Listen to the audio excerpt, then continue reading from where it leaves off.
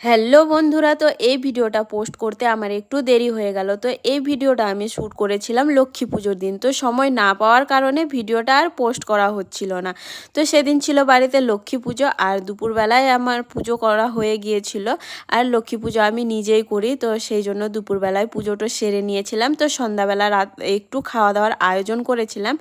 তো আমার ভাই বোনদেরকে সবাইকে বাড়িতে আসতে বলেছিলাম খাওয়া দাওয়ার জন্য।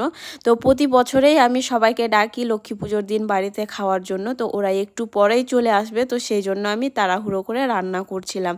তো আজকে আমি রান্না করছিলাম লুচি, পায়েস আর ঘন্ট, খিচুড়ি, এগুলোই বাড়িতে একটু একটু করে রান্না করছিলাম আজকে সবাই মিলে একসাথে খাওয়া দাওয়া করব বলে।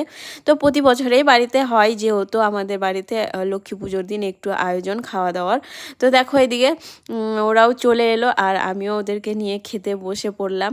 তো ওদেরকে সবার প্রথমে খেতে দিয়ে তারপরে আমি সবার শেষে খাবো। তো এইদিকে দেখো এই যে আছে এসেছে, এগুলো আমার ভাই আর বোন আর জামাই আর আমার ফ্রেন্ড সবাই মিলে এসেছিলো। মানে সবাইকে আমি ডেকেছিলাম খাওয়ার জন্য। তো তারপরে দেখো সবার খাওয়া হয়ে গেছে, তো ওরা খাওয়া দাওয়া করে চলেও গেল আর সবার শেষে আমি খেতে বসলাম।